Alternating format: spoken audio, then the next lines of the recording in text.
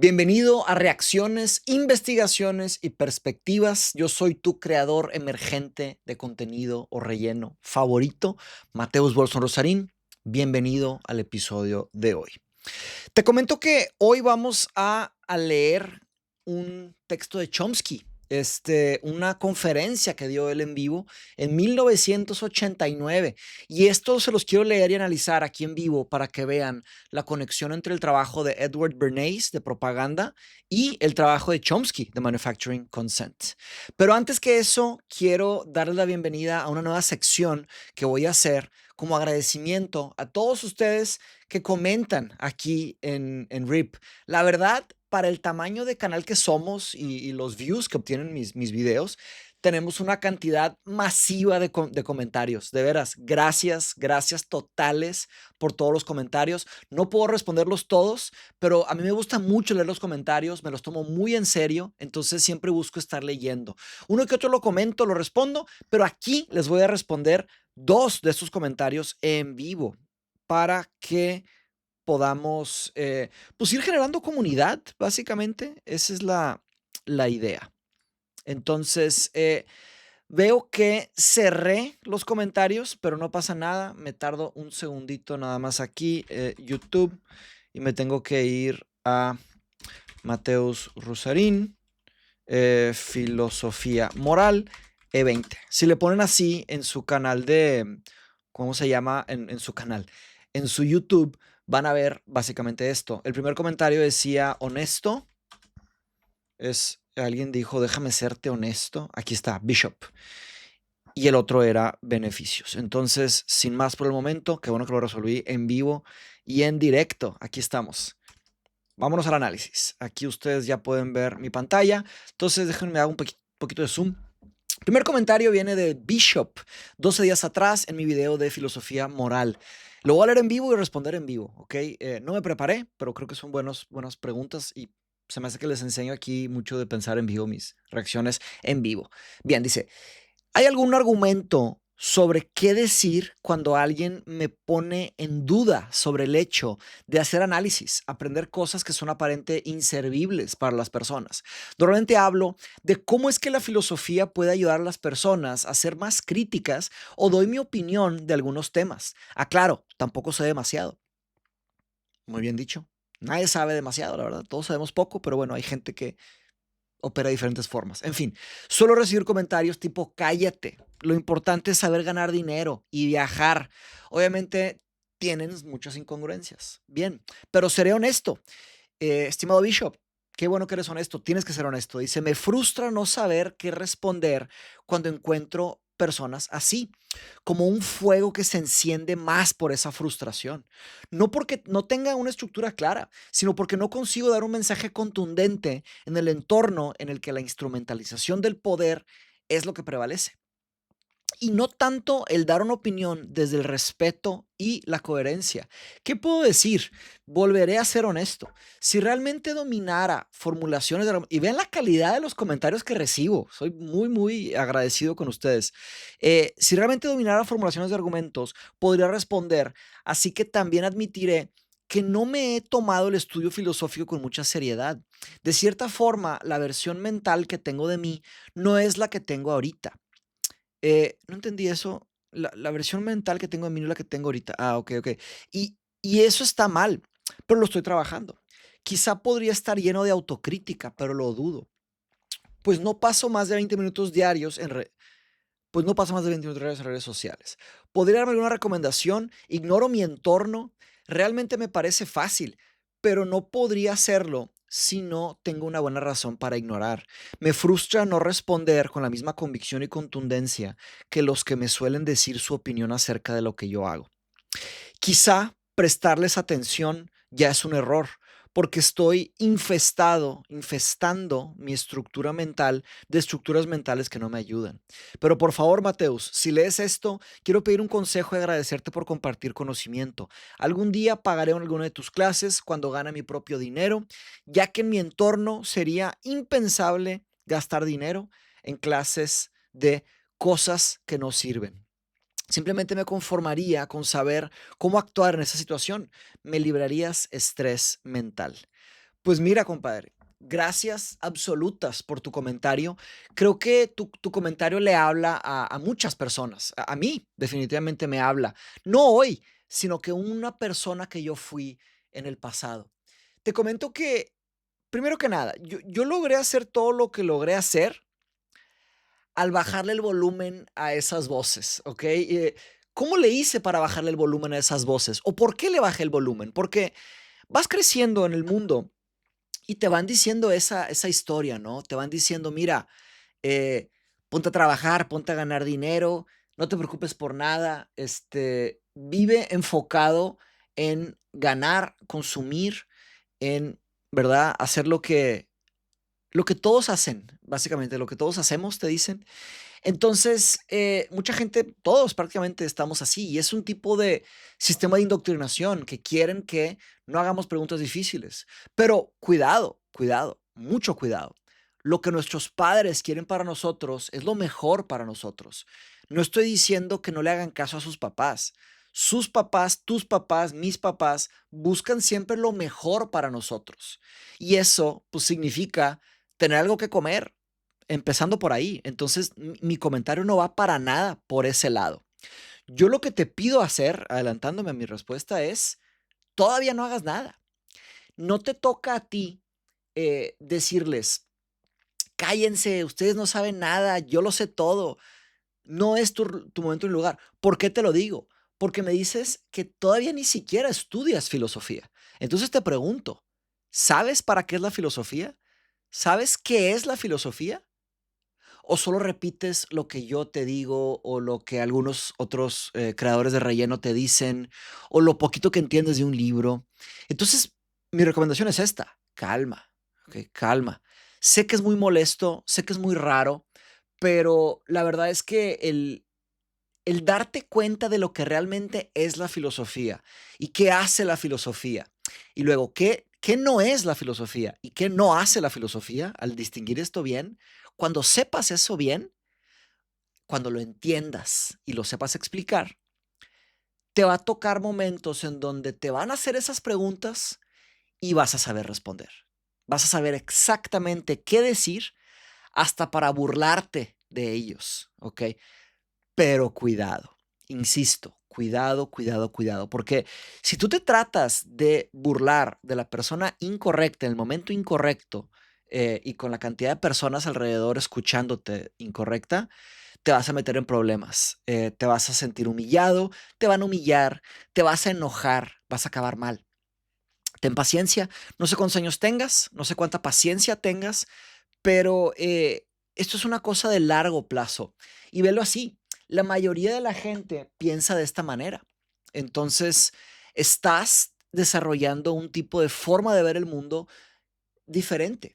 Y eso cuesta tiempo, cuesta vergüenza, cuesta esfuerzo, ¿ok?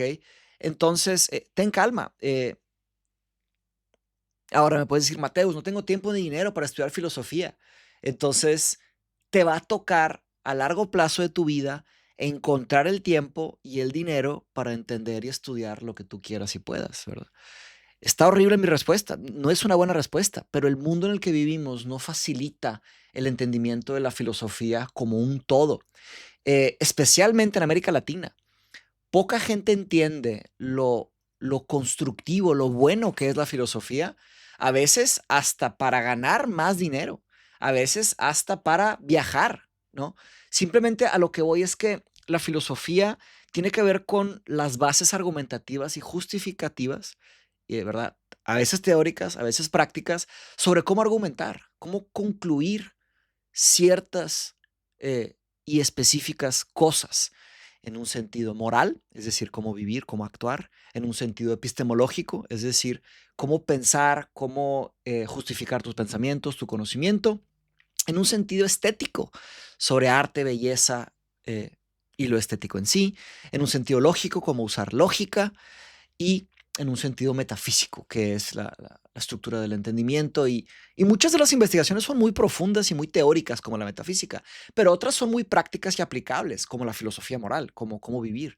Entonces, a lo que voy es, sí, a mí me tocaron una lista larguísima de gente que se reía de mí, o que no me entendía, o que me decían, sí, muy bien, Mateus, y cuando me volteaba, se reían de mí, a mis espaldas, pero no pasa nada, mira, ¿cómo puedes juzgar a alguien por lo que sabe, no? ¿Cómo tampoco debes de juzgarte a ti mismo por lo que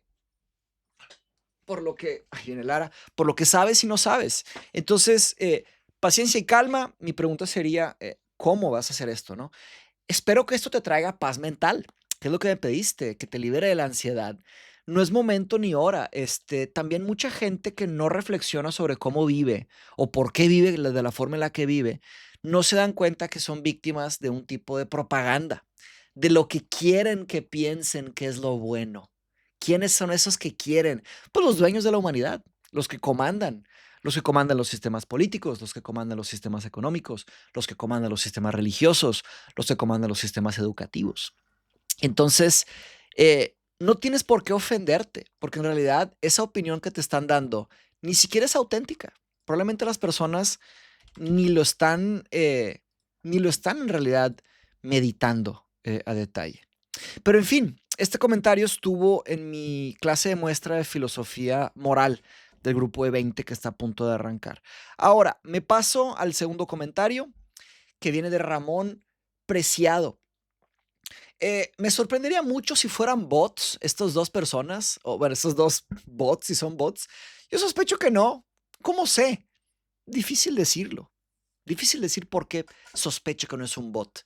Coméntame en los comentarios. Bueno, el otro es de Ramón Preciado, en el mismo video.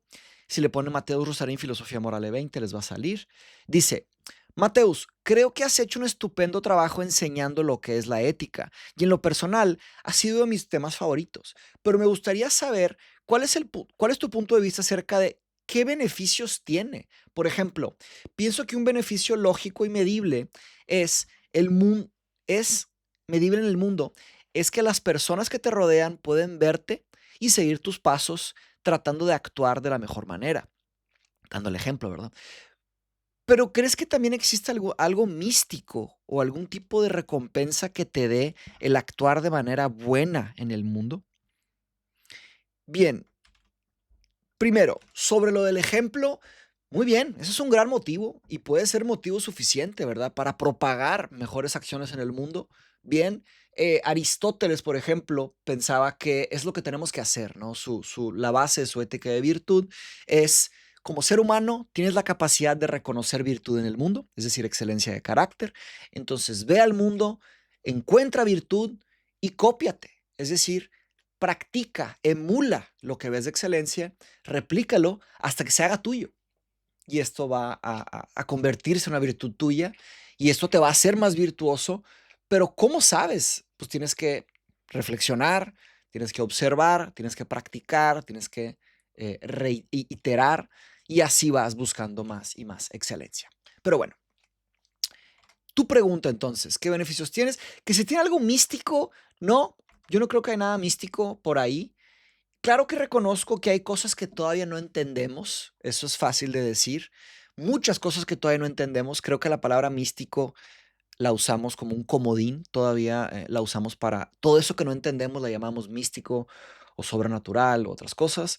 Pero yo no creo que haya nada más allá de lo que hay en este mundo, tipo de naturalismo. Yo creo que sí soy naturalista, pero es muy difícil catalogarme a mí mismo, es raro, ni siquiera sé, tengo todavía muchas cosas que no he pensado, entonces prefiero no catalogarme. Pero bueno, te respondí eso. Ahora, ¿qué beneficios veo?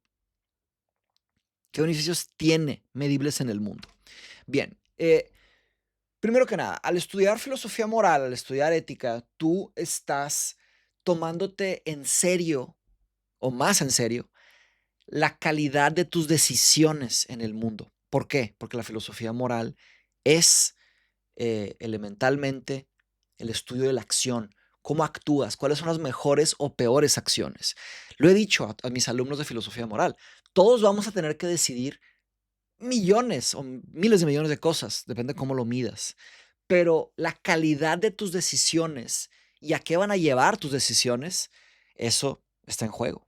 Si no tienes forma de evaluar o pensar sobre cómo actuar en el mundo, pues vas a actuar medio que a lo loco o simplemente vas a hacer lo que te tocó hacer. La ética, la filosofía moral te ayuda a decir, espérame tantito, ¿cómo voy a pensar sobre cómo voy a actuar? Y cómo uso mis máximas capacidades lógicas y cómo me refino en lógica, en pensamiento racional, para mejorar mis excelencias de carácter. ¿Para qué? Para vivir una buena vida.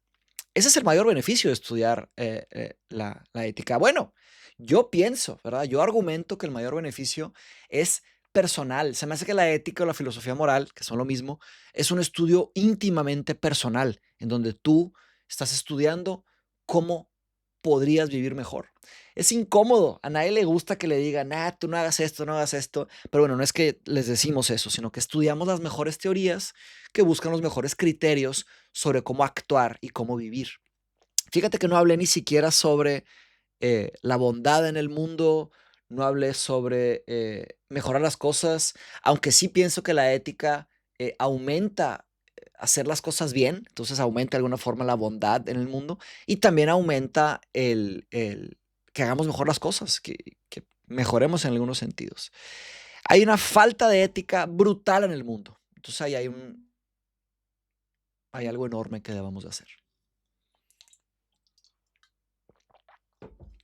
Les pido disculpas, algunos me dijeron, Mateus, no estés tomando café tan cerca del micrófono, suena mucho. Perdón, ¿verdad? No quiero ofender aquí a nadie. De hecho, le podría bajar aquí. Bueno. Y eso puede... fíjense, creo que ya lo resolví. Porque si lo dejo hasta acá, puede llegar a picos muy altos. Entonces lo puedo poner tipo aquí. Ok, le voy a preguntar a Roberto también, porque Roberto es mi referencia de todo este tema. Bueno, luego se lo pregunto. Disculpen, estoy pensando en voz alta, pero también vale la pena compartir un poco de lo que pienso yo. Ok, entonces esos son los comentarios. Bishop, OP y Ramón Preciado. Gracias totales. Bien, pasamos ahora a ya saben, ¿verdad? Yo no trabajo gratis. Nuestros patrocinadores son Mindshop Travel. Viaja con nosotros a Cambridge. Déjame meto aquí a inicio. Está en tienda. No, tiene que ser mindshoptravel.com. Acabamos de abrir el lote 2. Me alegra mucho decirles que estamos vendiendo todos los boletos. Abrimos preventa, se vendió todo. Abrimos lote 1, se vendió todo. Gracias totales.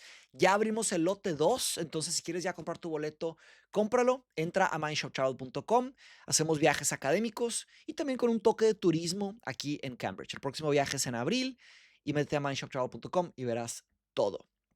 El otro patrocinador, que también es el video de hoy, se trata precisamente de esto, Tecnodistopia. Hemos hablado mucho sobre inteligencia artificial, hemos hablado mucho sobre las distopias, la manipulación, el titereteo, Chomsky, Varoufakis, Bernays, y hicimos un grupo de estudio que se llama Tecnodistopia, que estamos precisamente estudiando a Bernays y Chomsky, que de hecho el tema de hoy es precisamente esto, Manufacturing Consent, pero básicamente decidí atrasar el arranque de Tecnodistopia periodo 2, que iba a ser hoy jueves 29 de enero de 2026. No sé cuándo estés viendo este video. Saludos al futuro, que tu presente, mi futuro.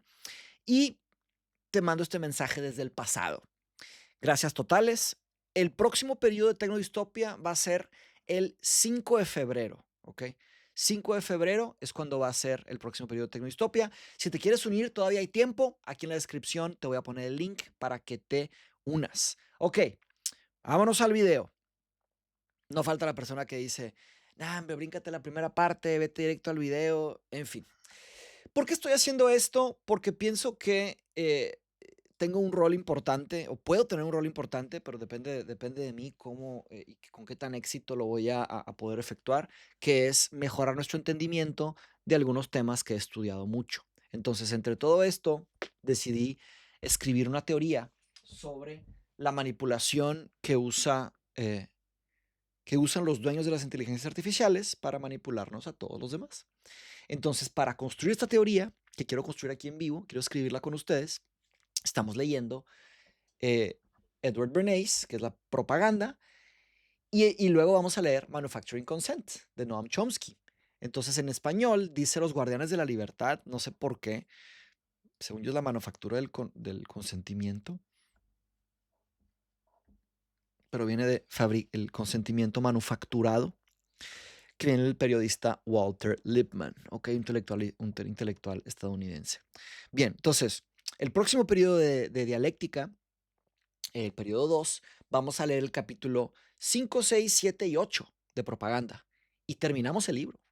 Después de propaganda, en el periodo 3 de dialéctica tecnodistopia, vamos a leer Manufacturing Consent.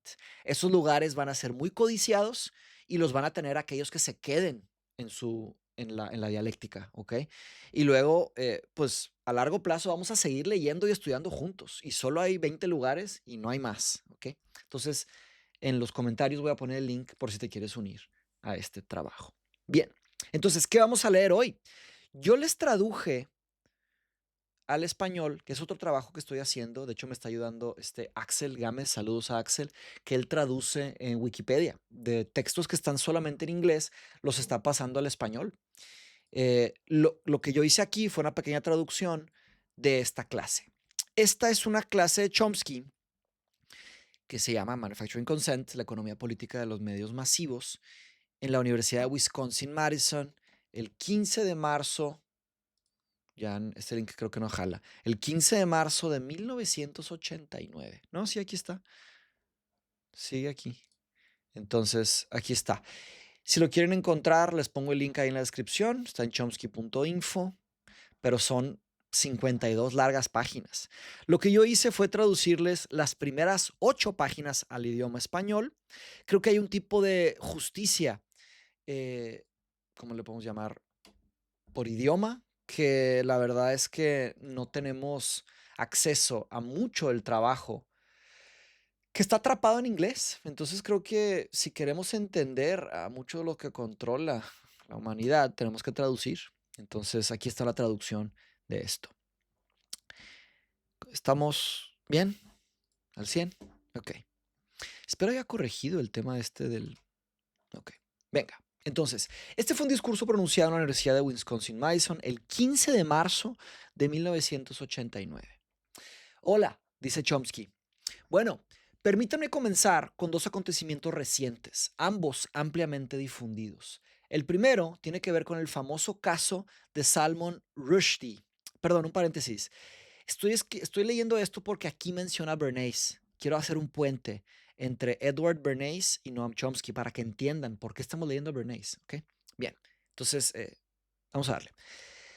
2 acontecimientos. El primero tiene que ver con el famoso caso de Salman Rushdie. Lo que yo hago cuando me presentan un tipo de nombre así, nuevo, raro, lo trato de buscar a ver si ahí tiene por lo menos en Wikipedia. Aquí está Sir Salman Rushdie. Él es nació en la India, pero es británico-americano, es un novelista. Combina realismo mágico con ficción histórica. Primeramente, de hecho, 99 idiomas, ¿no? Pues mala mía ahí, por el termómetro de Wikipedia. Sí me suena esta persona, sí he visto su cara, pero no conozco su trabajo. En fin, escritor y ensayista, Hijos de la Medianoche, los versos satánicos, Alama y sus libros. Su estilo ha sido comparado con el realismo mágico hispanoamericano. Okay. Obras de ficción, suscitando varias polémicas, crítica de diferentes ideologías políticas y sociales. Muy bien, ok. Crítica de ideologías políticas y sociales a través de la literatura. Entonces, él es. Entonces, el famoso caso de Salman Rushdie, pues, para mí, tendremos que estudiarlo. Igual hacemos un video. Pónganme en los comentarios si quieren un video del famoso caso de Salman Rushdie. Rushdie. Hace un par de días, como habrán notado, el primer ministro de Irán sugirió una forma muy sencilla de resolver la crisis relacionada con Rushdie. Sugirió que lo que debería hacerse es quemar todas las copias de su libro, Los versos satánicos. Y supongo que la implicación es que si eso ocurriera, podrían cancelar la sentencia de muerte. Ese es un caso. Ha tenido mucha cobertura. Qué fuerte. Podríamos estudiar ese caso aquí en RIP. Si les interesa, me lo comentan. El segundo caso tiene que ver con algo interesante que ocurrió aquí. Hubo lo que algunos llaman una megafusión de 2 gigantes de los medios de comunicación, Time Incorporated y Warner Communications Incorporated. Cada uno de ellos un enorme conglomerado que al unirse forman, al parecer, el mayor imperio mediático del mundo. Aquí hay otro video de Rip. Los videos de Rip están por todos lados que podemos hacer. Me emociona demasiado. Ahora bien, eso también tuvo mucha publicidad, incluso fuera de las páginas de negocios, y hubo preocupación por los efectos de la fusión. Al aumentar la concentración de los medios de comunicación de manera tan efectiva, los efectos sobre la libertad de expresión. Ahí hay otro video enorme. La libertad de expresión y los medios de comunicación. Voten. Opción A, opción B. Ahí vemos que se las pongo ahí para que voten. Voy a poner un comentario para la A y un comentario para la B. Bueno, estos dos acontecimientos parecen bastante distantes entre sí y en cierto sentido lo están, pero podemos relacionarlos recordando un acontecimiento que no se consideró lo suficientemente importante como para ser noticiado, pero del que yo tengo conocimiento porque estuve personalmente involucrado con él. Ok, un tercer caso. Wow. El tercero puede ser otro video. Vamos a ver. El título de esta charla es, como habrán notado, Fabricando el consentimiento, la manufactura del consentimiento, la economía política de los medios de comunicación de masas. En realidad, ese es el título de un libro reciente del que soy coautor junto con Edward Herman. Ese es el coautor de Chomsky, que estaría interesante hacer un retrato sobre él, con que llevo muchos años trabajando. Nuestro primer libro se publicó en 1974 y trataba sobre la política exterior estadounidense y los medios de comunicación. Lo publicó una editorial de libros de texto muy próspera, que resultaba ser una filial de Warner Communications Incorporated. Entonces el libro que publicaron ellos fue publicado de ahí. Bueno, a menos que seas una persona muy poco común, nunca has visto ese libro. Y la razón es que cuando apareció la publicidad del libro, después de que publicaran 20,000 ejemplares, uno de los ejecutivos de Warner Communications vio la publicidad, no le gustó el tono y pidió ver el libro. Y le gustó aún menos, de hecho se horrorizó. A continuación, se produjo una interacción que no me molestaré en describir, pero el resultado final fue que la empresa matriz, Warner Communications, simplemente decidió cerrar la editorial y poner fin a toda la historia de esa manera. Cerraron la editorial. ¡Qué gran historia! Bueno, tenemos que ser críticos hasta con los más críticos. Tenemos que ver criticar eso. Entonces, bueno, ahí están las tres opciones. Historia 1, historia 2, historia 3, voten. Bueno, con todo esto como antecedente, permítanme pasar al tema principal, la fabricación del consentimiento. Un tema y el control del pensamiento, el adoctrinamiento, etc. Ahora bien, y voy a discutir cómo se relaciona esto con los medios de comunicación. Existe una visión estándar sobre los medios de comunicación y su funcionamiento. Esta visión estándar la expresa, por ejemplo, el juez del Tribunal Supremo. A ver, visión estándar sobre los medios de comunicación. Hay una forma típica de ver los medios de comunicación y su consentimiento. Impresoras, X. Esta visión estándar la expresa, por ejemplo, el juez del Tribunal Supremo Powell, cuando describe lo que él denomina el papel crucial de los medios de comunicación en la consecución consecución, en el logro que se logre, en el logro del objetivo social de la primera enmienda, es decir, permitir al público ejercer un control significativo sobre el proceso político. La idea es que se trata de una especie de defensa instrumental de la primera enmienda.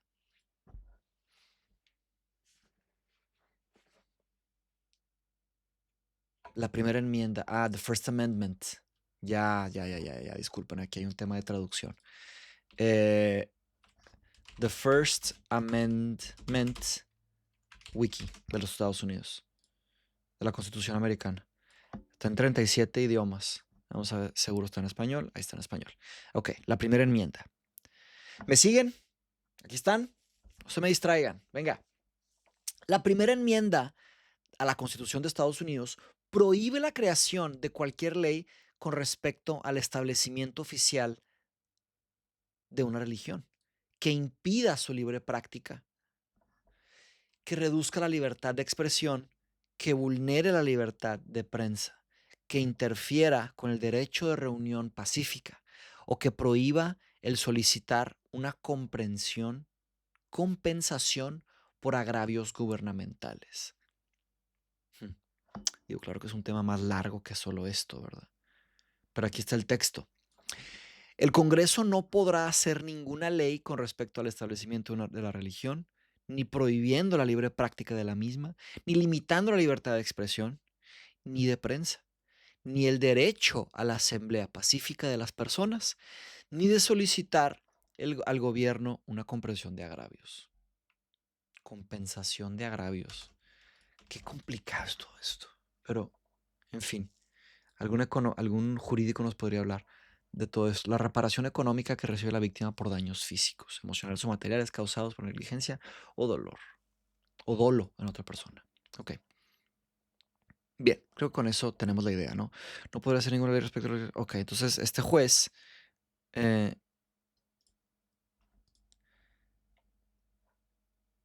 esa visión estándar de los medios se trata de una especie de defensa instrumental. ¿Ok? El valor que se pretende alcanzar es el proceso democrático. Y para eso, y para que esto funcione, es necesario que el público tenga libre acceso abierto a la información y opiniones relevantes, a una amplia gama de opiniones. Y es tarea de los medios de comunicación garantizarlo. Y la primera enmienda tiene la función instrumental de garantizar que así sea. Y los medios de comunicación lo hacen. Esa es la opinión estándar, ¿ok? La típica opinión. ¿Qué pasa con las típicas opiniones? ¿Será que son verdaderas? Les pregunto. Estimados Rippers of Resistance, nos ponen por ahí. Y hay que tener en cuenta que tiene un componente descriptivo y también un componente normativo. Espero que el audio esté escuchándose bien también, ¿verdad? Porque hice un movimiento ahí en vivo. Entonces, y hay que tener en cuenta que tiene un componente descriptivo y también un componente normativo. Dice, así es como deberían de ser los medios de comunicación y así es como son. ¿Ok? Descriptivo y normativo. O sea, se describe lo que son los medios, pero también hay un tipo de norma, una ley, ¿verdad? Por así decir, como debe de ser. Así son, así tienen que ser. Ahora bien, que deban ser así parece bastante obvio. De hecho, casi tautológico. Si la democracia significa o tiene algo que ver con que bueno, vamos a ver qué es tautológico, ¿verdad? No sé si ustedes sepan, pero yo, si lo sabía, no lo sé, no me acuerdo. Tautológico es un adjetivo que describe una repetición innecesaria y viciosa de un mismo pensamiento o idea utilizando palabras distintas, lo que resulta en una redundancia. Qué gran concepto y tan útil y tan importante. En lógica se refiere a una proposición que es verdadera en cualquier circunstancia. Significado. Proviene de la tautología, implicando decir lo mismo dos veces. Ya me estoy acordando de esto. Ese argumento es tautológico, se repite la misma idea sin aportar una nueva información. Es como por repetición, que sea, que sea, que sea. La afirmación, la batalla se ganó porque ganaron, es un ejemplo de tautología. También hay un elemento circular por ahí. Uso de lógica, filosofía lógica se refiere a enunciados que son necesariamente verdaderos debido a su estructura. Por ejemplo, A es igual a A o el ganador ganará. Sinónimos redundante, repetitivo, circular. Muy bien.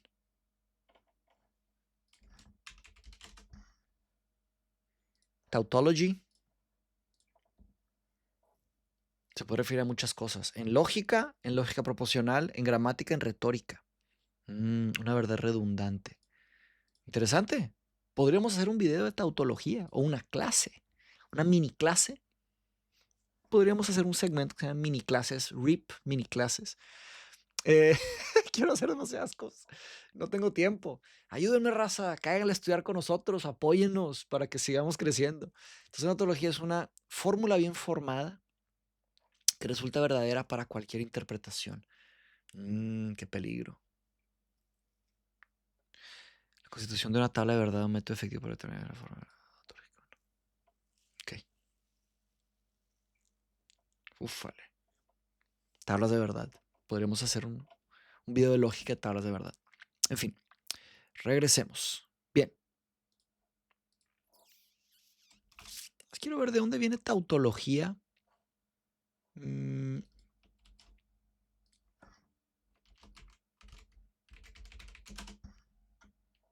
La etimología a veces nos ayuda a conseguir más profundidad en las palabras. Etimología viene del griego, no me sorprende para nada, de hecho ya lo sabía, sin que me dijeran aquí, por cómo suena, por logos, ¿verdad? Tauto es lo mismo y logía es acción, discurso, ¿verdad? Logos, entonces derivado de logos. Literalmente significa decir lo mismo o la repetición de un pensamiento expresado con distintas palabras o formas. Griego antiguo, tauto, lo mismo, logía de logos. Retóricamente es la repetición innecesaria y viciosa de una idea. Y nada más quiero visitar también en la desambiguación, quiero visitar la retórica, que retórica es un gran tema. Love is love, amor es amor. Life is life. Me acordé. Saludos a mi compadre Juan Pablo Ortiz. Tenemos un chiste ahí de la profundidad de Life is life. La vida es la vida. De una canción. En fin. Rebane local. En retórica, la tautología es una afirmación obvia, vacía o redundante. Es repetición de un pensamiento expresado de distintas maneras. Por ejemplo, como dijo Rafael Guerra, lo que no puede ser, no puede ser. Y además es imposible. Parménides, compadre Rafael Guerra, estoy seguro que te trajo eso de Parménides. Algunas veces se le puede considerar repetición inútil y viciosa. En la filosofía de las ciencias humanas se dice que es un argumento tautológico cuando se explica por sí mismo. A veces incluso está de más, de sobra. Del mismo modo, un sistema caracterizado como tautológico cuando no presenta salidas por su propia lógica interna. Interesante, me recuerda también la navaja de Occam, porque la navaja de Occam argumenta que el argumento más económico y que no tiene redundancias es el mejor, Guillermo de Occam. Básicamente, disculpen que me desvíe, pero es importante. En igualdad de condiciones, la explicación más simple suele ser la más probable. Suele ser la más probable, me encanta. Podríamos hacer una mini clase sobre lógica de la navaja de Occam y todo esto. En fin, si la quieren, díganme. Vamos a darle. Ok. Ahora bien, que deban de ser así. Y fíjense, esto conecta con el primer comentario que nos hizo un compañero aquí en RIP sobre cómo las narrativas típicas se quedan, se establecen, son tautológicas por repetición, ¿no? Tiene que ver con que el público tenga la capacidad de decidir sobre sus propios asuntos.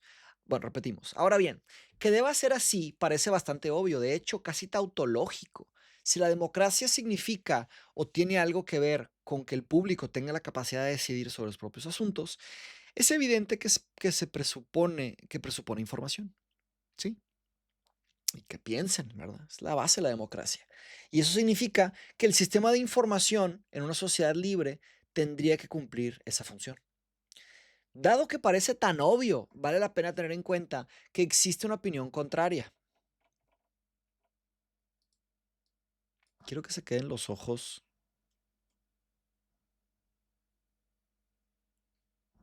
Ya, X lo hago. No lo voy a hacer aquí en vivo, no se preocupen. Pero quiero que estén los ojos ahí, que es el símbolo de RIP, ¿verdad? En fin. Disculpen que me distraje. Ya me está dando hambre y eso es un tema. Cuando te empieza a dar hambre, ya no te concentras igual. Pero no pasa nada. Tengo suficiente gasolina para seguirle aquí. Dado que parece tan obvio, vale la pena tener en cuenta que existe una opinión contraria. Sí, tenemos que tener opiniones contrarias. Es muy extendida. De hecho, me sorprendería que la opinión contraria fuera la dominante entre las personas que durante los 2 últimos siglos han reflexionado sobre la democracia liberal, la libertad y sobre cómo deberían de funcionar. En cualquier caso, sin duda es una postura importante. Esta visión contraria se remonta a los orígenes de la democracia moderna en la Revolución Inglesa del siglo XVII. La Revolución Inglesa del siglo XVII, cuando por primera vez se cuestionó el derecho a la autoridad, ya fuera la nobleza, el rey o cualquier otra. y se gestó un movimiento democrático real y radical, con el compromiso por parte de las personas involucradas, muy extendido en Inglaterra, de participar y controlar los asuntos públicos. No querían ser gobernados por el rey. Nada más déjenme ver, voy a estirar mi espalda y quiero ver si todavía me veo, si me estiro la espalda. Sí, sí me veo. Muy bien, buena toma. Entonces, movimiento democrático real en Inglaterra. No querían ser gobernados por el rey ni por el parlamento. Querían gestionar sus propios asuntos y fueron derrotados. Los demócratas radicales fueron derrotados, pero no sin antes hacerle unas cosas importantes que tuvieron un efecto duradero. Esto creo que ya lo leí. No creo que lo haya leído en RIP, pero tal vez sí. El eterno retorno. Pero bueno, en fin. No sé, si alguien encuentra evidencia que ya lo leímos en RIP, me avisan, pero creo que no. Creo que lo leí por mi cuenta, o tal vez lo leímos de otra forma en otra conferencia de Chomsky. Puede ser. En fin, vale la pena refrescar y repasar. Bueno, lo que me interesa ahora es si yo no me acuerdo, no creo que ustedes se acuerden. Bueno, lo que me interesa ahora es la relación a esto. La reacción a los primeros esfuerzos por instaurar la democracia popular, la democracia radical, por así decirlo, fue de mucho temor y preocupación. Un historiador de la época, Clement Walker, advirtió, y quiero nada más decir, es muy importante esto, el cuestionar la autoridad. ¿Quién otorga el derecho a la autoridad? ¿Por qué unos tienen autoridad y otros no? ¿Qué mecanismo le otorga a los que están en control tener control? Pensemos sobre eso. Ok. Historiador de la época, Clement Walker, advirtió que estos tipos que dirigían, que publicaban panfletos en sus pequeñas imprentas y los distribuían, que agitaban el ejército y ya sabes, que le decían a la gente cómo funcionaba realmente el sistema, estaban teniendo un efecto extremadamente peligroso. Estaban revelando los misterios del gobierno. Y dijo que eso era peligroso porque, y citó textualmente, harían que la gente se volviera tan curiosa y arrogante que nunca encontraría la humildad suficiente para someterse a un gobierno civil. Y eso es un problema. Un par de años más tarde, John Locke explicó cuál era el problema. John Locke, filósofo británico. En mi clase de epistemología voy a tener una clase de John Locke, va a estar muy buena, ya la estoy empezando. 147 lenguajes, idiomas, fíjese. Este es John Locke. Yo tenía su foto ahí en mis... hay 8 fotos de John Locke, vamos a ver. Bueno, firma, casa, casa. Se ve bien diferente en estas que en las otras, pero en fin. John Locke, filósofo y médico inglés. De hecho, tengo un libro sobre tutorías de John Locke. Yo doy tutorías también, si a alguien le interesa. Son costosas, pero sí doy tutorías uno a uno. Creo que puedo darle a mucha gente y lo hago. Entonces, en fin, filósofo y médico inglés, considerado como uno de los más influyentes pensadores del empirismo inglés. Y bueno, con la excepción, hago mentorías con la excepción de que la visión ética de la persona sea una visión constructiva y obviamente que esté conectada con lo que yo pienso que es ético y justo y, en fin, demás. Conocido como el padre del liberalismo clásico. Fue uno de los primeros empiristas británicos, influido por las ideas de Francis Bacon, importante contribución a la teoría del contrato social. Gran teoría del contrato social. Su trabajo afectó, claro que no siempre aplica, buena teoría, no necesariamente práctica, pero bueno. Su trabajo afectó a la medida de desarrollo de la epistemología y la filosofía política. Escritos influyeron a Voltaire, Rousseau, pensadores de la Ilustración francesa, y revolucionarios. Implicó muchísimas revoluciones. Muy bien. Gracias, Locke. O maldito Locke, depende cómo lo vean. También hay gente que seguro no le cae muy bien. Pero no pasa nada. John Locke explicó cuál era el problema. Dijo que a los jornaleros, pues de los periódicos, ¿verdad? Jornaleros y comerciantes, a las, no sé qué, jornaleros, a los trabajadores, ¿verdad? Trabajadores y comerciantes, a las solteronas y a las lecheras, había que decirles en qué creer. Pues aquí hay un ataque de Chomsky. La mayoría no podían saber y por lo tanto tenían que creer. ¡Wow! Si no puedes saber, tienes que creer. Y por supuesto, alguien tenía que decirles qué creer.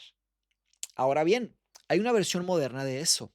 Y por supuesto, él no se refería solo a esas categorías, sino al público en general. Hay una versión moderna de esto. Esto se remonta hasta la época moderna. Se discutió en la Revolución estadounidense y se prolongó hasta el periodo moderno. Pero vayamos al periodo contemporáneo. Ahora, en el periodo moderno, se produjo un desarrollo mucho más sofisticado de esas ideas. Así, por ejemplo, Reinhold Niebuhr, un moralista y comentarista de asuntos internacionales muy respetados, escribió que la racionalidad pertenece a los observadores fríos. Pero, debido a la estupidez del hombre promedio, esto no sigue la razón, sino la fe.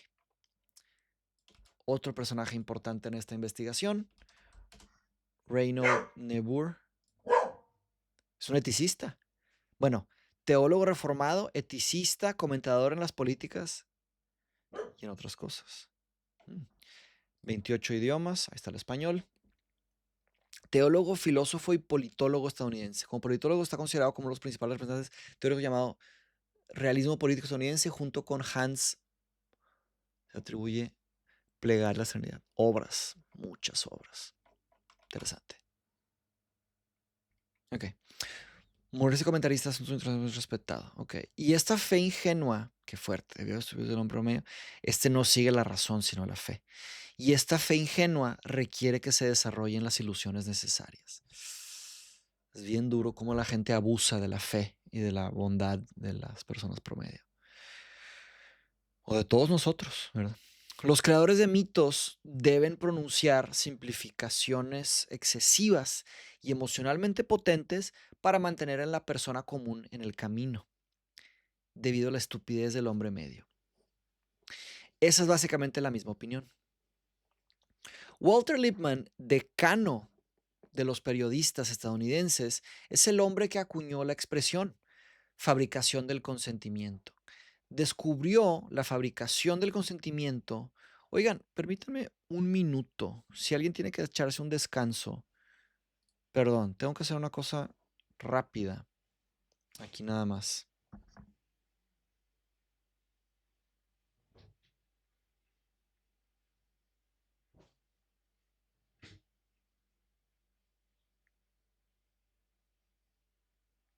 Ok, perdón. Ya sé que nadie hace esto, pero bueno, esto es en vivo en muchos sentidos y a veces me tocan temas así urgentes. Regresamos. Perdónenme, mis estimados Reapers. Espero hayan respirado un poco, no hayan hecho nada, ¿verdad? Hay que no hacer nada a veces. Entonces, fabricación del conocimiento. Entonces, Walter Lippmann, él es el que desarrolla el concepto de Walter Lippmann Wiki. Otra persona interesante, Walter Lippmann. Aquí está. Okay. El hombre que acuñó la expresión fabricación del conocimiento. Describió la fabricación del conocimiento como un arte consciente y un órgano habitual del gobierno popular. Según él, se trata de algo muy importante, una revolución en la práctica de la democracia. Y consideraba que era una revolución que merecía la pena, que era buena. La razón es, una vez más, la estupidez del hombre medio. Los intereses comunes, decía, eluden la gran medida a las opiniones públicas. Los intereses comunes eluden a la opinión pública. Y solo pueden ser gestionados por una clase especializada cuyos intereses personales trascienden la localidad. Son los observadores imparciales de Niebuhr. Observadores imparciales. Está conectado con la noble mentira también de Platón, ¿verdad? Se le debe mentir a la gente por su bien. Por ahí va, la noble mentira de Platón. Se puede adivinar quiénes forman parte de ellos. La persona que expresa así estas opiniones siempre forma parte de ese grupo. Son los demás los que no lo son. Esto aparece en el libro de Walter Lippmann, Public Opinion, que se publicó poco después de la Primera Guerra Mundial. Y el momento es importante. La Primera Guerra Mundial fue un periodo en el que los intelectuales liberales, principalmente el círculo de John Dewey fue muy impactante en la historia de la filosofía y en la historia de la educación también. Aquí hay algo peligroso. Ahorita vamos a leer lo que dice Chomsky. Ya me adelanté y lo leí un poquito, pero catedrático Dewey fue el filósofo estadounidense más importante de la primera mitad del siglo XX, junto con Peirce y con James, uno de los fundadores de la filosofía del pragmatismo. La primera mitad del siglo XX fue una figura más representativa de la pedagogía progresista de Estados Unidos. Russell. Sí, es Russell. Aunque se conoce como escrito sobre educación, Dewey escribió sobre arte, lógica, ética, democracia. Su postura basada en que solo se podría alcanzar plena democracia a través de la educación y la sociedad civil. En ese sentido, aboga por una opinión pública plenamente informada. Pero la pregunta es cuál educación, diría, ¿verdad? Indoctrinación no, yo no creo. Estaban muy impresionados, bueno, la primera mitad de la Guerra Mundial fue un periodo entre los intelectuales liberales, precisamente el ciclo de George Dewey, estaban muy impresionados consigo mismo por su éxito, como ellos mismos describieron, por haber impuesto su voluntad a una mayoría recia o indiferente. Ahora bien, hubo un problema en la Primera Guerra Mundial. El problema era que la población era como de costumbre. Bueno, el círculo de John Dewey estaban muy impresionados con ellos mismos por su éxito. Así se describían, estaban muy pues, presumidos también, impresionados con su éxito, por haber impuesto su voluntad a una mayoría reacia o indiferente. Wow. Ahora bien, hubo un problema en la Primera Guerra Mundial. El problema era que la población era, como de costumbre, pacifista y no veía ninguna razón en particular para salir a matar alemanes y morir en el intento. Si los europeos querían hacerlo, era asunto suyo. De hecho, Woodrow Wilson ganó las elecciones de 1916 con un mandato que era la paz sin victoria. Así es como fue elegido. Y como era de esperar, interpretó eso como victoria sin paz. Fúfale. El problema era conseguir que esa mayoría reacia e indiferente y hacer que crear simplificaciones excesivas emocionalmente potentes. Igual así se debería de llamar, simplificaciones excesivas emocionalmente potentes. Así se va a llamar este episodio. Ya. Ding, ding, ding, ding, ding. RIP 52. ¿Qué les parece? Simplificaciones excesivas emocionalmente potentes. E ilusiones necesarias para que entonces fueran debidamente patriotas y apoyaran esta gran causa. Y los intelectuales liberales estaban convencidos de que ellos eran los principales responsables de haberlo conseguido y pensaban que era una tarea muy loable por razones obvias. Y de hecho, probablemente tuvieron algo que ver. Se podría cuestionar si tuvieron tanto que ver como ellos creen, pero algo tuvieron que ver. Utilizaron todo tipo de ilusiones necesarias, por ejemplo, inventos sobre las atrocidades de los hunos, bebés belgas en los brazos arrancados y todo tipo de cosas que fueron inventadas por el Servicio Exterior británico y transmitidas a las clases cultas de Estados Unidos, que las recogieron, se entusiasmaron con ellas y las difundieron. Utilizaron recursos como los que ellos llamaban ingeniería histórica. Término interesante. Frederick Paxton. Es un general, ¿no? Ingeniería histórica. No me estén dando inteligencia artificial. Quiero un término. Ah, no hay. Es un término que no está en la Wikipedia. Le voy a decir a Axel. Vamos a ver si está Paxton. Sí, aquí está Paxton. En 6 idiomas. No está en español. También se la paso a mi compadre Axel para que la traduzca. Falta en español. Y luego no hay entrada sobre ingeniería histórica. Aquí está. Paxson coined the term historical engineering.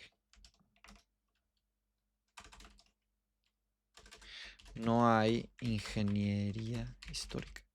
Si supieran la cantidad de textos que ha pasado Axel del inglés al español, se merece un gran aplauso, un gran trabajo, porque muchísima gente se va a beneficiar de leer todo eso en español a lo largo de los años, para aprender, ¿verdad?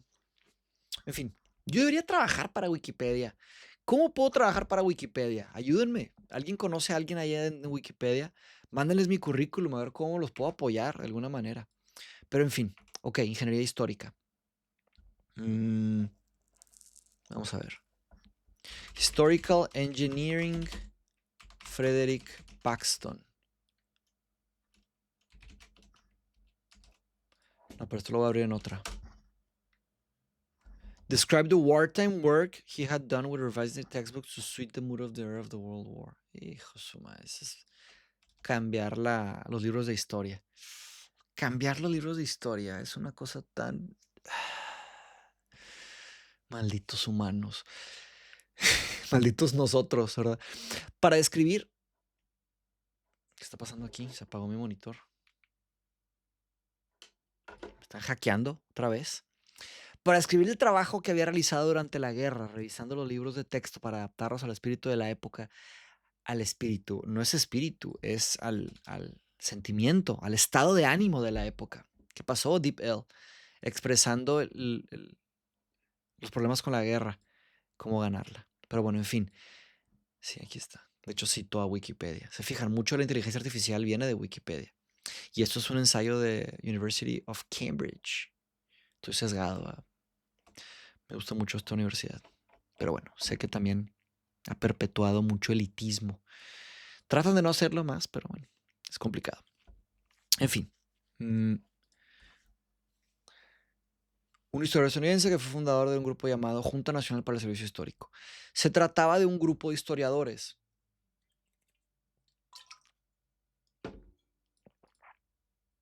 Y díganme si se corrigió el problema del audio. Igual lo corregí. Sí, me dicen.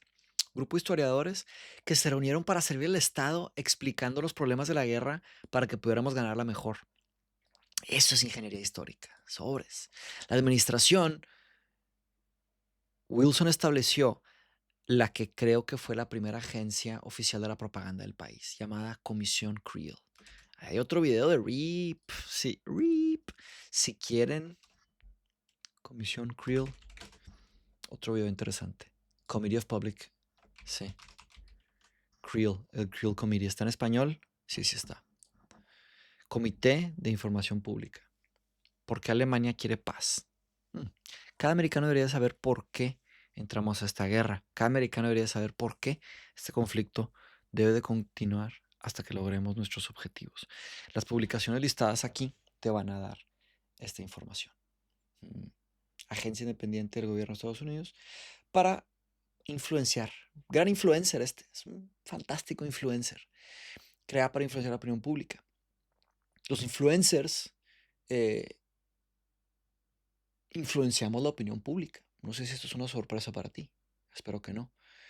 No sé si me veas como un influencer, pero en algún sentido sí lo soy. Sí soy un creador de relleno. Uno más. Emergente, independiente. Pero sí soy. De los estadounidenses respecto a la población mundial. Ok, bueno, continuemos. No me voy a disculpar por hacer tantas pausas, porque son necesarias. Estamos investigando, estamos leyendo con calma, críticos, ¿verdad? Va a estar algo el video, pero va a estar interesante. Convencer a la mayoría que era mejor que se entusiasmen con la guerra a que se opongan. Esto tuvo algunas consecuencias institucionales. De hecho, hubo una serie de consecuencias institucionales durante todo el periodo.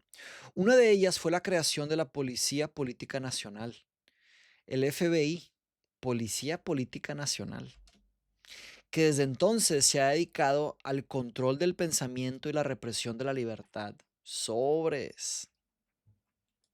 A mi hermano le encantaría esto. Le voy a mandar este video a ver qué le parece. Esa es su actividad principal. Otro avance institucional fue el enorme crecimiento de la industria de las relaciones públicas. Mucha gente aprendió lecciones de la capacidad de controlar la mente del público. Como ellos mismos decían, el lema de la industria de las relaciones públicas.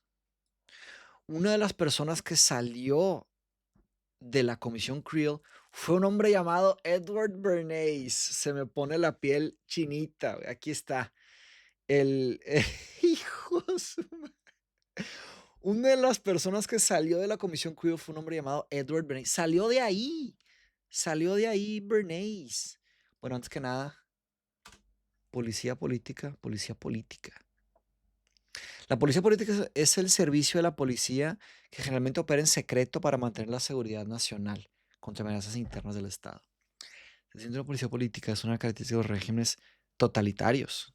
Ah, cuidado. No solo de los totalitarios. Aquí no hay en español esto.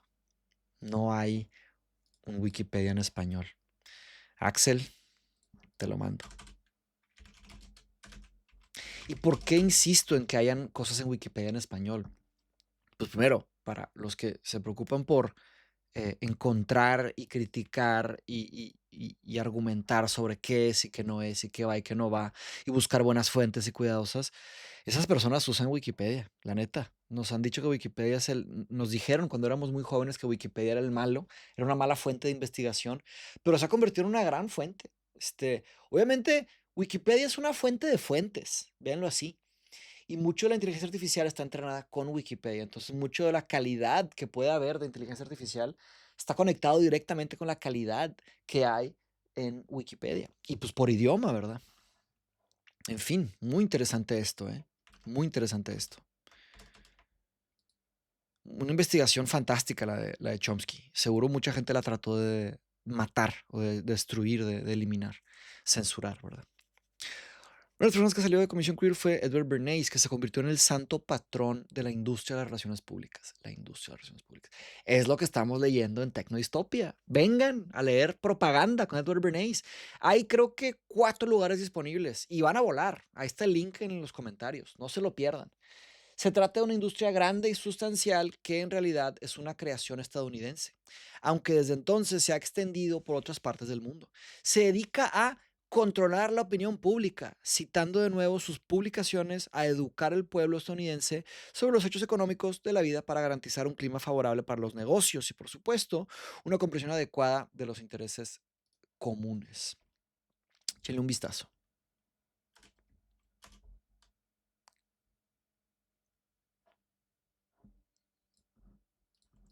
Me imaginé un perro con un tinfoil hat para promover RIP. En fin, de forma de broma, luego lo verán. Bernays desarrolló el concepto de la ingeniería del consentimiento, que según él es la esencia de la democracia, la ingeniería del consentimiento. Es ingeniería del consentimiento, le puedes decir a tus amigos que no entienden. The Engineering of Consent. Este tampoco está en español, estamos llegando. A mí me gusta llegar a esto porque yo le llamo el termómetro de Wikipedia, ¿verdad?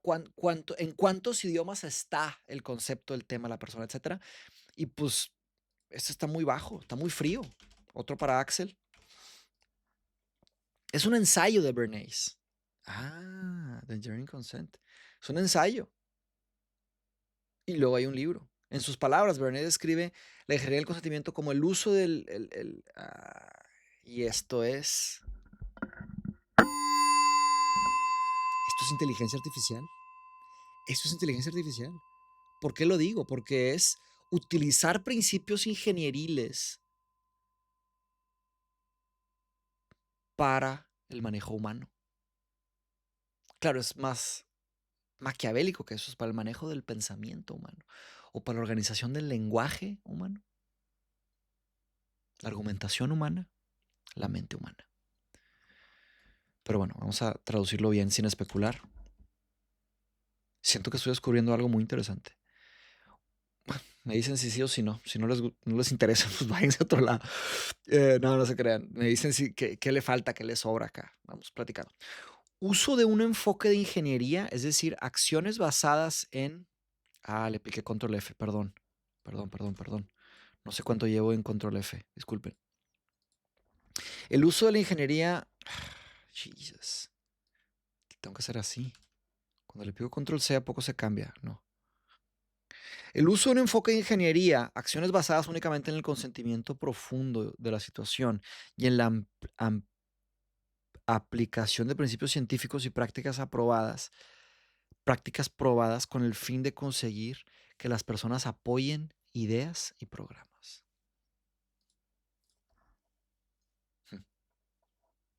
Profesionalmente, actividades que planeas.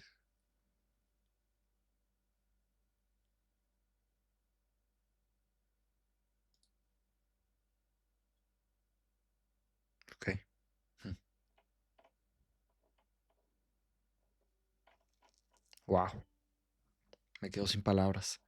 Pero bueno, en fin, así son las conexiones que va uno descubriendo. No se molestó en decir que solo algunos grupos están en condiciones de llevar a cabo la ingeniería del consentimiento, aquellos que tienen el poder y los recursos. De nuevo, regresando a esta revolución, ¿no? ¿Por qué algunos tienen poder y bajo qué mecanismo tienen poder algunos? El mismo demostró quién debería de gobernar, ¿verdad? La pregunta platónica también, ¿no? ¿Por qué algunos deberían de gobernar y quiénes sí y quiénes no? Él mismo demostró cómo se hacía esto a menudo. Por ejemplo, demonizando al gobierno de Guatemala, al gobierno democrático capitalista que planeábamos derrocar con un exitoso golpe de Estado de la CIA. Cuando Chomsky dice planeábamos, se refiere a Estados Unidos. En aquel momento trabajaba para la United Fruit Company, que se oponía al gobierno porque éste planeaba expropiar las tierras no utilizadas de la United Fruit Company y entregarlas a los campesinos sin tierra, pagando las tasas que la United Fruit Company había fijado como su valor en efectos fiscales, lo que por supuesto consideraban muy injusto, porque naturalmente habían mentido y engañado sobre el valor. Ese fue su logro. Y de hecho, la industria de relaciones públicas en general se ha dedicado a este proyecto desde entonces. La Comisión Creel, por cierto, es la predecesora de un fenómeno contemporáneo creado por la administración Reagan, su Oficina de Diplomacia Pública Latinoamericana. Oficina de Diplomacia Latinoamericana, ¿eh? Se están metiendo con nosotros. Oficina, Office, aquí está, Latinoamérica. Esta no está en español. Esta no está en ningún idioma más que inglés. Y es de Latinoamérica. Estamos llegando a cosas interesantes, ¿eh? La Oficina de Diplomacia Pública para América Latina y el Caribe fue una agencia, una intra-agency de organización de propaganda hecha por Estados Unidos durante la administración de Ronald Reagan. Fue fundada y manejada por el cubano americano Otto Reich, un ardente oponente de Fidel Castro. En teoría, esta Office of Public Democracy for Latin America operaba bajo los auspicios del Departamento del Estado, pero investigadores congresistas determinaron que Reagan National Security Council, White House, etc. Colaboró con la Central Intelligence Agency, expertos de propaganda del ejército, utilizaron operaciones psicológicas. Esto está bien pesado. Estaría chido hacer un PSYOPS, operaciones psicológicas. Me interesa bastante este tema. No lo voy a poner bajo voto, solamente voy a hacer un RIP. La guerra psicológica, las operaciones psicológicas han sido conocidas con la guerra política, ganar las mentes y corazones y propaganda. Guerra psicológica. Sobres.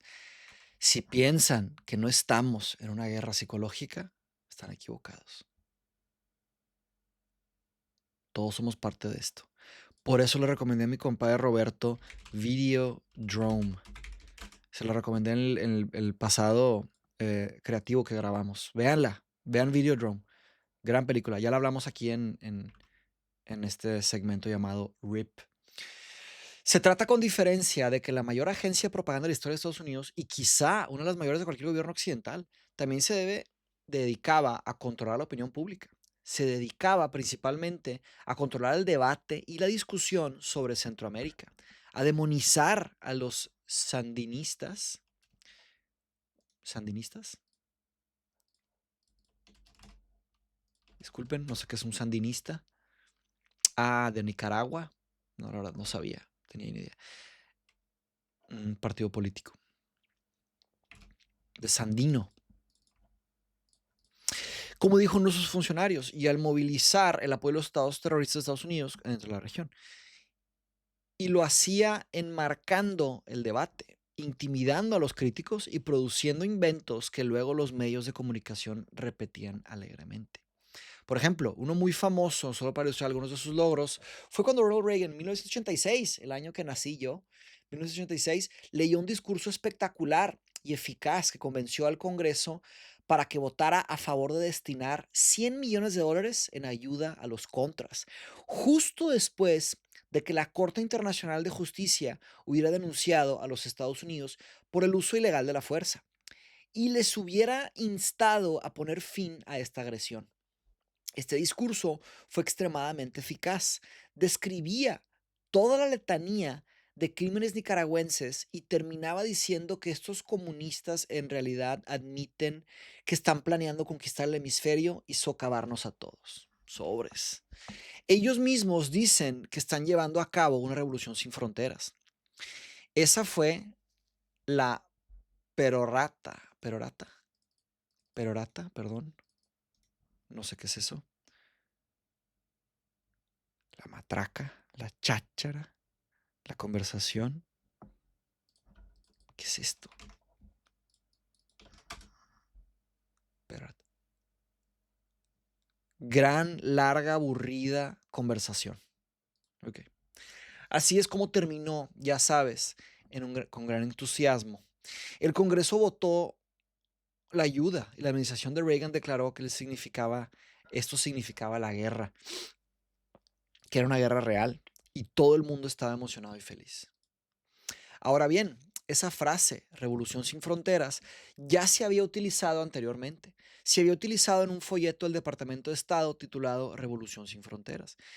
En él se describían los crímenes sandinistas y de hecho existe una versión de esa frase.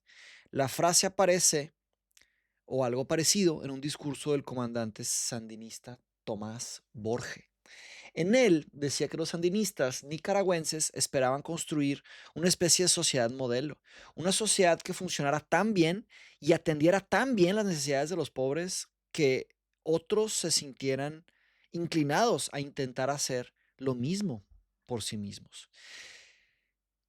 Y continuó diciendo que cada país tiene que llevar a cabo su propia revolución, que no hay forma de que un país haga una revolución en otro lugar, pero que esperaba que el modelo que los sandinistas estaban construyendo tuviera tanto éxito que otros quisieran imitarlo. Y dijo que en ese sentido nuestra revolución trasciende las fronteras. Sobres. Bueno, esta frase fue inmediatamente recogida por la Oficina de Diplomacia Pública y convertida en una amenaza para conquistar el hemisferio. Ese fraude fue inmediatamente denunciado por el Consejo de Asuntos Hemisféricos, que envía un análisis semanal de noticias en Washington que leen los periodistas. Incluso fue desenmascarado e incluso se mencionó en el Washington Post. Hoy, ¿saben quién es el dueño de Washington Post? Me imagino que sí saben, pero bueno. Investíguenlo. ¿Quién es el dueño de Washington Post hoy? Es para que sepan el poder de estos tecnofeudalistas. Señalaron que la frase revolución sin fronteras no era exactamente lo que él había dicho. De hecho, no tenía nada que ver. Era lo contrario de lo que él había dicho, pero no importó. La frase era útil, la construcción era útil y desde entonces pragmatismo otra vez, ¿verdad? Desde entonces los medios de comunicación y cuando salió el documento del Departamento del Estado, no hubo críticas al respecto. Cuando Reagan pronunció el discurso, nadie señaló que se trataba de una invención. Incluso el Washington Post, que lo había desenmascarado, se refirió a la revolución sandinista sin fronteras. Los medios de comunicación han repetido una y otra vez, miren, ellos mismos dicen que van a hacer una revolución sin fronteras y así sucesivamente. Pura tautología, tomando el término y usándolo. Así se aprenden los idiomas. Usa lo que aprendes. No lo dejes ahí, úsalo. Así aprendí tantos idiomas. Bueno, y claro, mucha práctica, mucha repetición, mucha suerte, ¿verdad? Porque me tocó nacer y cambiarme de país. O mala suerte, no sé cómo lo quieran ver. En fin, bueno, ese es el tipo de cosas que hace una agencia de propaganda eficaz. Por supuesto, si los medios de comunicación están dispuestos a colaborar, porque no era muy difícil darse cuenta de que se trataba de un fraude increíble. Bueno, ese es el tipo de cosas que se hicieron. Todas esas operaciones eran completamente ilegales.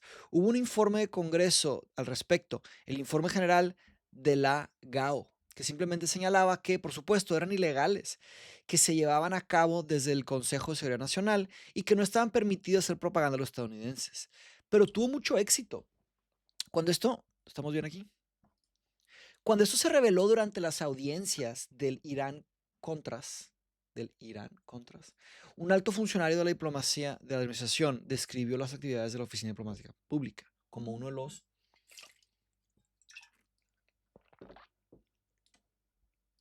como un caso de éxito, ¿verdad? Uno de los grandes logros. Dijo que fue un éxito espectacular, lo describió como el tipo de operación que se llevaba a cabo en el territorio enemigo. Y esa es una frase muy apropiada. Creo que la frase expresa exactamente la forma en la que las personas con poder ven al público. Es su enemigo, es un enemigo. Wow. Es un enemigo interno y hay que mantenerlo bajo control. Wow. Y hay que asegurarse, eso está muy pesado, y hay que asegurarse de que los misterios no se revelen, para que la gente no se vuelva tan curiosa y arrogante que se niegue a someterse a un gobierno civil, por decirlo en términos del siglo XVII. Y para controlar ese enemigo interno, la propaganda y las falsedades, entre otras cosas, son importantes. Y para eso sirve la industria de las relaciones públicas, con fines corporativos. Y para eso sirven los medios de comunicación, si prestan un servicio adecuado al Estado. Bueno, eso es, fíjense de nuevo, tenemos una opinión que dice que los medios de comunicación no deberían funcionar como afirma la retórica estándar. Y ahí cerramos, ahí cerramos con, esos son 9 páginas nada más.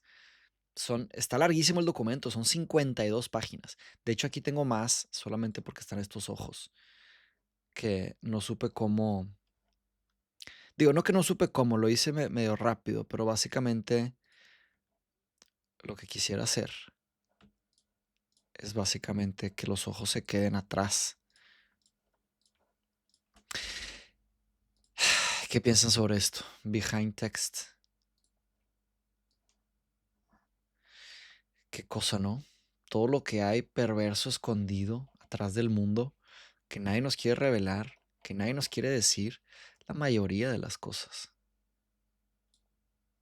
¿Por qué nomás se mueve ese? Tengo que mover uno por uno. ¿Qué cosa? Es como un minigame esto.